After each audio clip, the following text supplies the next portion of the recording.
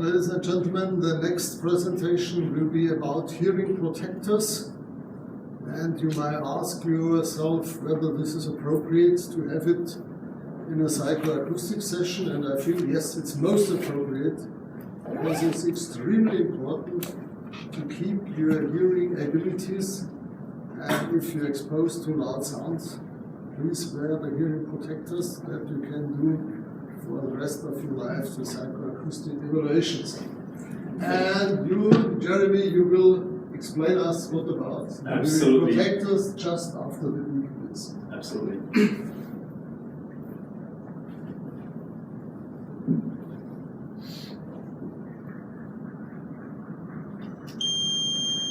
There we go. So thank you.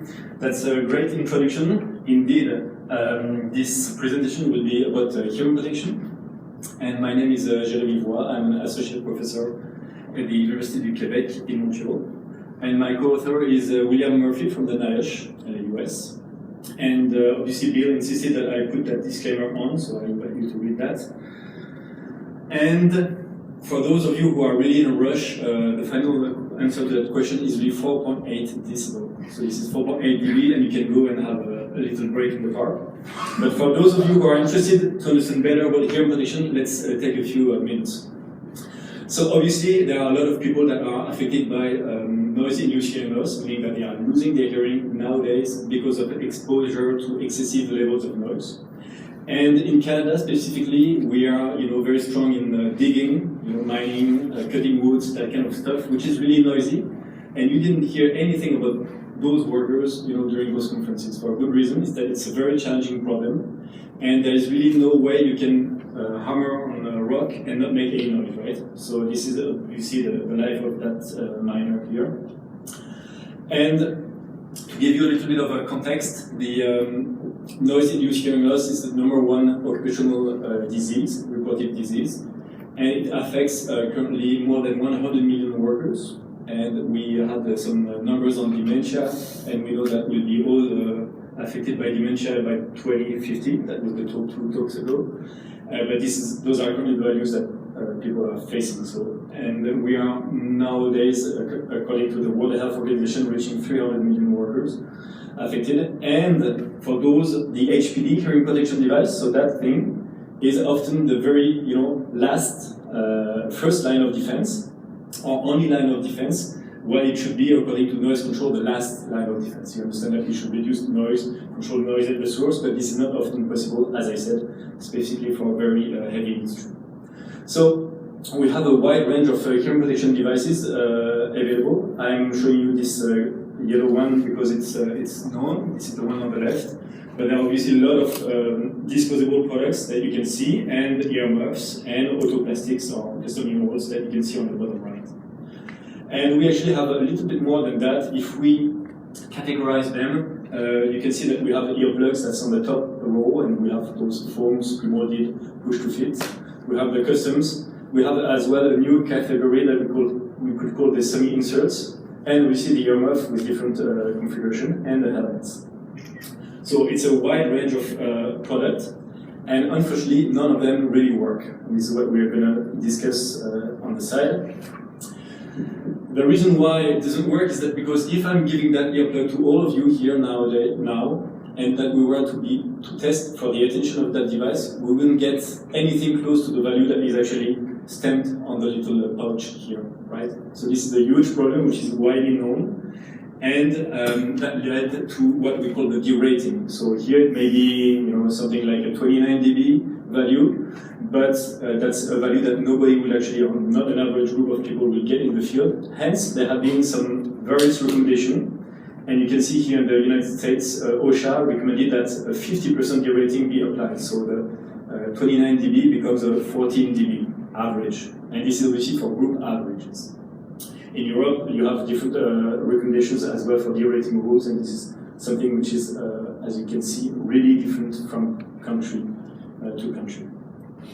So that's the first problem. We cannot really assess if this hearing protector is working on a group of people.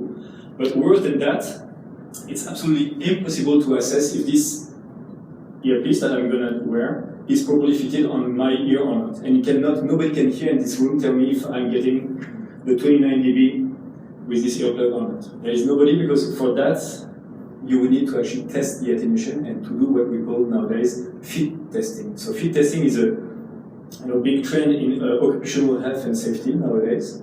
And it's the idea that, well, in order to assess the attenuation of hearing protection devices in the field, in real condition, you should really use those fit test systems. And here I'm just presenting a few of them that I know that are existing in North America, but you do have some that are available.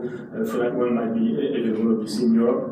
And those are systems that use different methodology to assess the attenuation. So in the case of the 3M EarFit, it's really a dual element microphone, so you measure some pressure level outside, some pressure level inside the ear, and you assess the difference.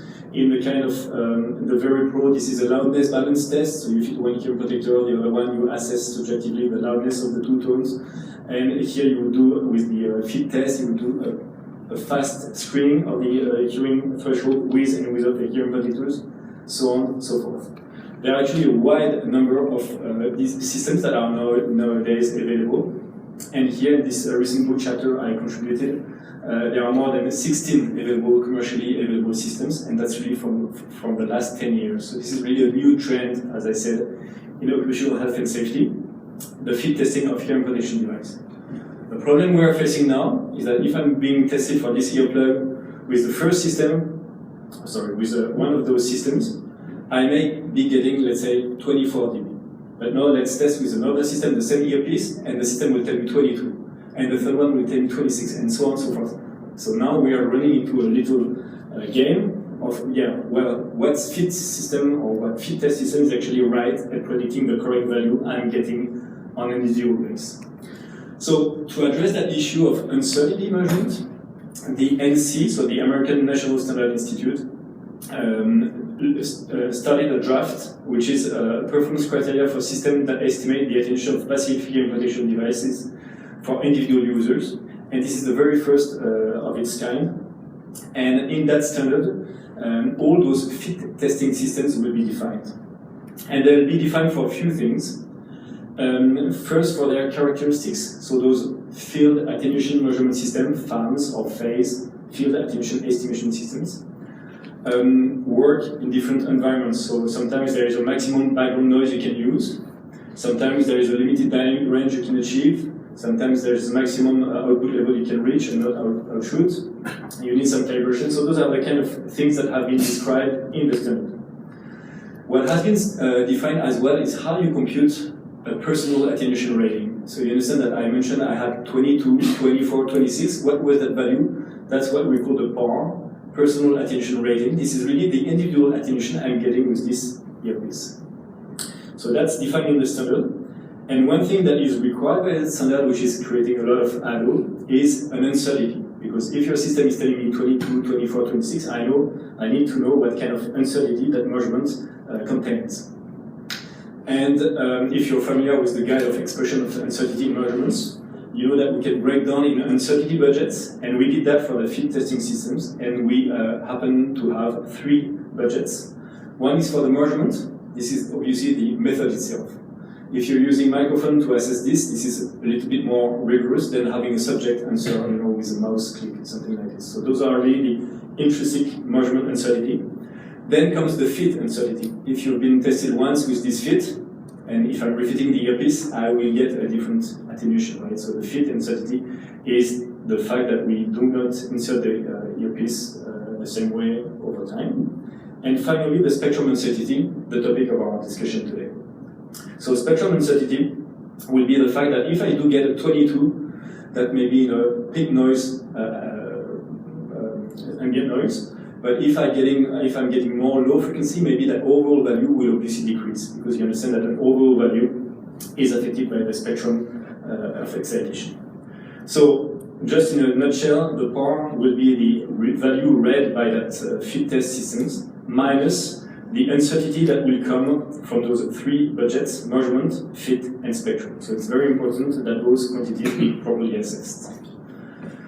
So why? Because obviously if you have a system that is giving you readings of an attenuation, and those are my values, 22, 24, 26, and if my true real ear attenuation value for that earplug was 18, I need to know that this is obviously linked to the fact that I have a larger uncertainty with one system over the other. So, how did we assess this uncertainty that we call the spectrum uncertainty? I'll do that step by step. This is fairly simple. Let's assume that the worker is working in that kind of flat noise here. So you have an overall level, and let's say that this overall level is 102 dBA. Okay. So what you would do, according to the octave band, you would do according to the long method, you would subtract the attenuation of the HPD. So the attenuation of the HPD is here reported per octave band, so from 125 to 8 kilohertz. And the higher, the better, but obviously the low frequencies are usually less attenuated than the high frequencies. So how do you get the protected level? This is by doing the difference between this exposure on top minus this red curve, and you get the protected level here on the bottom graph.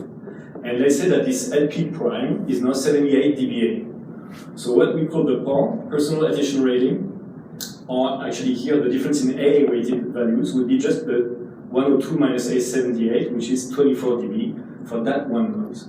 Okay, but that's a flat noise. Now let's move to a noise which is slightly different, that has more low frequency content.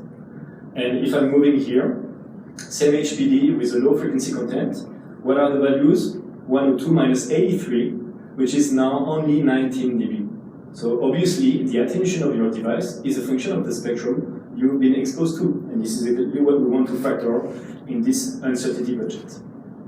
So to do that, we will be using a standard noise database, and that database comes from the NIOSH 100. So this is a database that has been reused in the recent ANSI standard S12.68 for the estimation of the A-weighted sound pressure level when hearing protectors are worn. And if I'm applying the noise number 1 on that hearing protector I just measured, I do get my 24. Second noise, I do get 19, we saw that, and I would do that 100 times. And I would get a bunch of values. And if I look at all those values, I can compute a standard deviation on those. And those standard deviation will be expressing the spectrum uncertainty. For what? For that individual hearing protection device across all the noise spectrum. So now I still have 339 HPD to do with this method, because here what we did is that we used a separate database for all the attenuation, typical attenuation of hearing protection devices. So we use what the typical attenuations were reported according to lab measurements, and we computed that across all the 100 NIOSH noises. So just to give you an idea of the database we use, it's a database of 340 hearing protection devices that are semi-inserts, pre-molded, foam, and earmuffs. And they are part of the NIOSH 2004 HPD Compendium database, which is summarizing all the information from all the manufacturers of all those hearing protection devices in North America. Here are the attenuation that we do get on average per category. And one thing I want you to remember is this big difference in low frequency between a foam plug and an earmuff. And that's on average, and this is not a sales pitch. Here, this is just that we'll use that later on, because we will see that what it impacts, what its consequences are. So, what are the results of the study once we apply all those math using the 100 noises on 340 hearing protection devices? Well, the results are really standard deviations across the protectors, and those standard deviations will be reaching 4.2, 4.8, you remember that was the final answer. And you have here some descriptive statistics. Obviously, what would be more interesting is to look at really a cumulative distribution plot. So here, bear with me, this is the spectrum uncertainty that we do get, ranging from 0 to 4.8, we said. And this is really how the different categories of product are performing. So you can see here a very steep slope, which is the foam earplug. What does that mean? It means that most of the products, let's say 98% of the products, are doing better than 2 dB standard deviation for the spectrum uncertainty. As opposed to, well, let's take the purple curve, slowly rising, which is earmuff. And earmuff, you can see, are reaching up to 4.5 decibel in terms of spectrum uncertainty. And in between, you have those various categories that are listed with the semi-inserts, primordial, and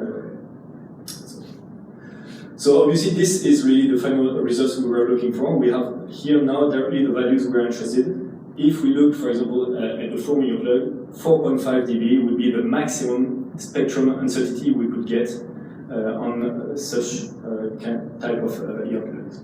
Now, what you may realize is that a very safe approximation could be maybe to limit that value maybe to 2.5 decibel, because you see that there was only one earplug that was actually leading to 4.5 dB of spectrum uncertainty.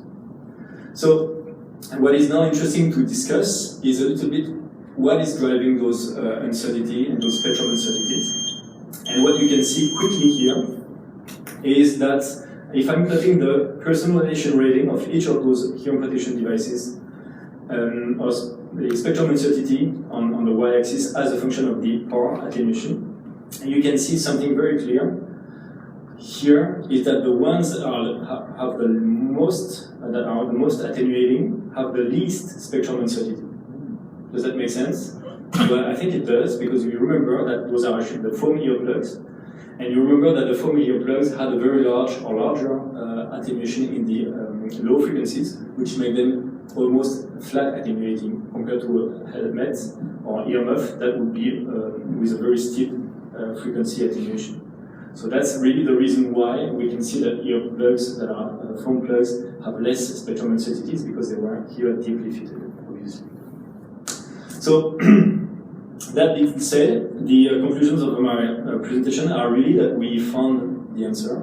The answer is 4.8, but we know that it actually breaks down into different budgets. The spectrum uncertainty for semi-insert is 3.2, 3.4 for primordial, 4.5 for foams, and 4.8 for earmuffs. So a reasonable assumption is to say that 4.8 or 5 dB would be a good uncertainty. And that's a result that is directly applicable to the ANSI S12.71 standard, the standard that I mentioned, which is drafted about the fit testing systems, and specifically for systems that do not have the flexibility of computing all those numbers, all the 100 noises across one fit test. So I think that, and I'm pretty confident that this will be very useful for the future work that we are intending to do in that working group. Thank you.